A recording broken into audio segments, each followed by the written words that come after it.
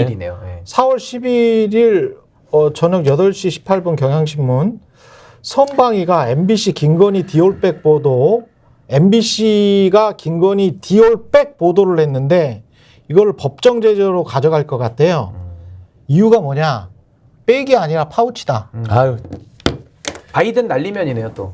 아니 이건 분노 유발이 아니라 이게 답이 없는 거예요. 답을 자꾸 찾지 마세요. 아니 이게 선거방송심의위원을 하는 이 자들 있지 않습니까? 네. 이 자들 중에서 많은 사람들이 제 동료들이었어요. 예, 제 동료들이었는데 이 자들이 이제 시민단체 비슷한 거 만들어 가지고 KBS를 와해시키고 저 같은 사람들을 이제 고발하고 뭐 이랬던 자들이에요. 이랬던 자들이 선거방송 심의위로 들어가가지고 제도권으로 이제 들어가. 네, 제도권으로 들어가서 이 짓을 지금 하는 거예요. 이게 1980년도에 보면 이게 이런 거를 보통 검열이라고 하잖아요. 그렇죠. 예를 들면 검열이라는 것은 말을 할 때 우리 국민들이 스스로 이 말을 해도 되냐. 우리가 초반에 얘기했잖아요. 김건희냐 김건희 여사냐라는 고민을 하는 순간 이미 이 나라가 국민들을 검열하고 있는 거거든요. 예. 그렇지 않습니까? 특히나 언론은 어떤 이 언론의 자유 부분에 있어서는 명품 백과 파우치가 이게 무슨 말이 됩니까? 아니 조그마한 백이라고 부를 수도 있고요. 파우치라고도 부를 수가 있어요. 그럼요, 당연한 예. 거죠. 그러면 뭐 사전 찾아가면서 얘기하는데 예. 그거를 명품 백을 300만 원짜리가 그게- 3천만 원짜리라고 하면 몰라도 그게 그리고 그거를 어떻게 법정 제재를 한다고 달려듭니까? 아니 근데 뭐 파우치 받으면은 뇌물이 성립 안 되는 겁니까? 그런 거. 백만 구성 요건에 뇌물로 규정하나요? 그러니까 저는 이게 아니 뭐 파우치로 부르든 백으로 부르든 전 다 부를 수 있다고 보고 네. 그냥 뇌물은 뇌물인 거예요. 그러니까 수사하면 되는데 수사도 안 하고 이런 표현 가지고 시비를 거니까 소매가가 한심한 300만 거죠. 원 가까이 되잖아요. 300만 원 좀 넘는가 그렇잖아요. 아무것도 아니다 그거죠. 예. 파우치면은 300만 원이든 3천만 원이든 파우치잖아요. 예. 그러니까 아무것도 아니다. 아니에요. 이런 이런 인식을 한 장 주는 받아도 거죠. 뇌물입니다. 당연하지. 이런 한 장 받아도 뇌물. 아니 당연하죠. 이런 한 장 횡령해도 다 감옥 갑니다. 지금. 그러면 300만 원짜리 파우치면 네, 괜찮고 괜찮습니까 또? 그렇게 물어봐야죠. 30만 원짜리 백이면 안 되는 되나? 겁니까? 네. 네, 이런 어처구니없는 뭐- 일들이 지금도 벌어지고 있다는 그러니까. 자체가. 술은 마셨으나 음주운전은 아니라는 건지. 근데 이해할 수 없죠. 이런 거에 대한 어떤 비상식적인 국정 운영을 아주 사정없이 이 심판하라고 좀 이 민주당이 야당에 이런 압도적인 의석수를 준 거는 같아요. 그렇죠. 그러니까 저는 이제 민주당에 대해서 이런 생각을 해요. 우리 민주당은 이번에 아주 큰 숙제를 안았다. 예. 21대 180석을 주셨을 때 이때도 뭔가 좀 강력하게 예. 시원하게 선명하게 싸우라고 했는데 솔직히 그렇게 했는지는 좀 뒤돌아봐야 될 것 같아요. 21대를요. 예. 근데 저희 잘했습니다라고 할 수 없는 지경이었다면 그러면 국민들께서 한 번 더 준 거예요. 22대 때 187석으로. 그렇잖아요. 그렇죠. 그러면은 민주당은 어떻게 해야 되냐면 아주 이런 부분에 있어서 아주 선명하고 강력하고 분명하게 입장을 내고 바로 잡아야 됩니다. 그런데 이걸 또 못하면 이제 민주당이 심판받을 수가 있다. 전 그런 생각이 좀 들더라고요. 그래서 부담이 커요. 언론도 좀 생각을 해봐야 되는 게 자꾸 이제 국회에다 대고 협치하라 이런 이야기를 하잖아요. 근데 지금 이 상황을 보면 대통령이나 정부가 협치할 생각이 전혀 없어. 협치의 아니, 개념을 알까요? 뭐 사람을 만나는 게 일단 이제 협치의 시작인데 근데 범죄자라서 안 만난다는 거 아닙니까? 그러니까 그 스탠스를 버리고 협치를 하겠다로 가면 국민들이 마음이 그래도 우리 국민들이 착한 분들이기 때문에 금방 또 식어요. 막 분노가 있다가도 그게 이제 처음 시작이거든. 그래서 일단 사람을 만나고 이거를 우리는 중점적으로 추진하고 싶은데 국회는 어떻게 생각하냐. 그럼 우리는 그 생각은 좀 아니다.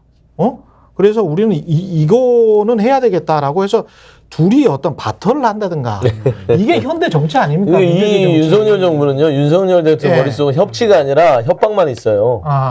그냥 무조건 내 말 안 들으면 어떻게 되는지 알지? 예. 말 들어. 예. 이런 느낌이거든요. 예. 야당도 마찬가지입니다. 우리한테 협조해. 안 그러면은 안 만나주고 대표에 대해서 계속 정치적인 수사할 거고 뭐 야당 인사들 감옥 보낼 거야. 예. 이런 계속 신호를 주잖아요. 예. 협박이에요. 2년 내내 협치가 아니라 협박만 하는 국정 운영을 했다. 모든 그래 이런 면에서. 식으로 하다가 이제 또 이제 사법 리스크라고 해가지고 그 국회의원들 민주당 특히 당선된 국회의원들 지역구 국회의원들 중에 단차 또 털겠죠. 조국혁신당도 마찬가지입니다.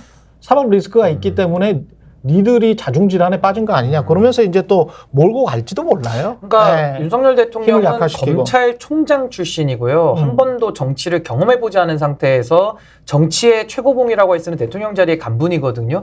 저는 윤석열 대통령을 바뀔 거라고 저한테 얘기해주는 평론가나 MC분들이나 사설을 본 적이 없습니다.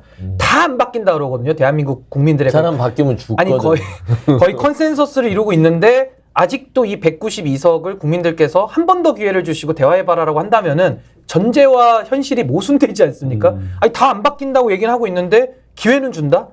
뭐 약간 배려와 선처일까요? 그러니까 이게 이해가 안 되는 상황이거든요. 그래서 저는 민심은 받아들이지만 이것이 윤석열 대통령과 지금 민주주의의 기본을 모르는 검찰 출신에서 정치를 압수수색하듯이 하는 이런 공권력과는 저 대화가 불가능하다고 보는 겁니다. 그렇다면 야당은 윤석열 대통령과 더 대화를 시도하려고 할 것이 아니라 오히려 국민 대중과 더 대화를 전 시도해야 된다고 봅니다. 그래서 민심을 얻어서 이 권력에 대해서는 저는 종합적인 압박에 들어가야 된다. 전 그렇게 생각하고요. 또 하나는 윤석열 대통령 지금 많은 분들 중에 이런 비판은 안 하시던데 지금요 대통령의 의무 중에 하나가 국가기관 구성이거든요. 그건 권한이자 책임입니다. 제가 윤석열 대통령 직무유기하고 있는 거 몇 개만 말씀드릴게요. 여가부 장관 있습니까?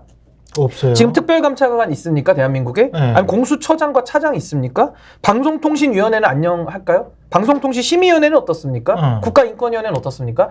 모든 합의제 국가기관은 구성이 안 되고요. 지금 이건 합의제도 아니고 독임제, 뭐 여가부, 공수처, 뭐 이런 특별감찰관 이런 자리조차도 임명 안 하고 있습니다.